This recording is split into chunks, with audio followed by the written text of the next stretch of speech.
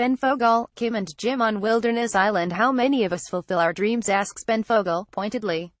I've always lived my life to have no regrets, and, when I die, I'd like to think, you know what, I made a difference and I did everything I wanted to do.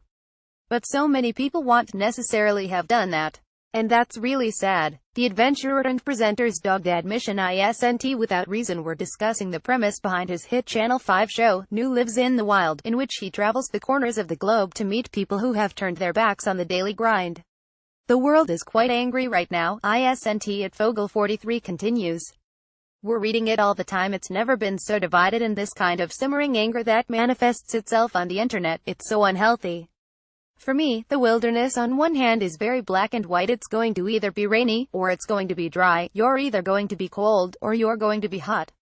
Sometimes, it's easy to interpret it, but it also just has an honesty to it that I think society has lost, and that's what's really appealing. 6 seasons in, and Fogle, whose TV career stemmed from his stint on the BBC reality show Castaway in 2000, is clearly thrilled about the series' success.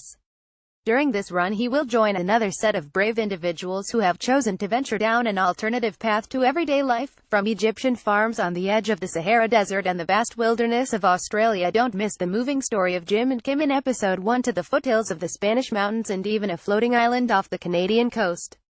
The more places I go, the more I understand, and also the more I want to ask, reasons Fogle, who earned his broadcaster chops on such shows as Countryfile and Animal Clinic. My inquisitiveness and curiosity has increased, and what's really fascinating is the different reasons, the catalysts, that make people give it all up.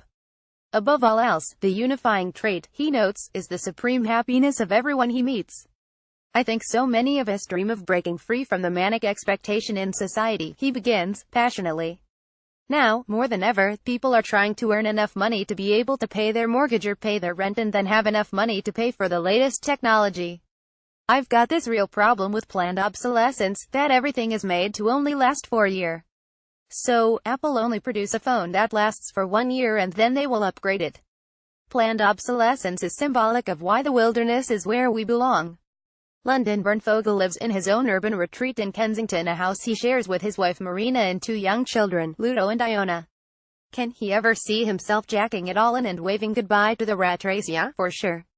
I'd love to give it all up and go and live in a wild, remote corner of the world, but I'm very lucky, because I get to do it through my work. We're becoming more aware, especially in London, of the impact of the pollution all around us. I fear that, within the next few years, well, I'll have to wear masks, and that does worry me, because I don't know that I really want to bring my children up in that kind of environment. But I'm almost being hypocritical if I'm extolling virtues of the wilderness and the simplicity of life and I'm still living in the city. I've been institutionalized myself, so I've got an error in that I can see through it, yet I'm still tied to it, if that makes sense. His big dream is one day to embark on an expedition with his children, but not before they're ready. He's clear that the choice is up to them. But Fogle is not one to shy away from discussing his belief that children should be encouraged to be both adventurous and independent. In fact, he's previously received a backlash for admitting his 2 are familiar with hunting knives and fire.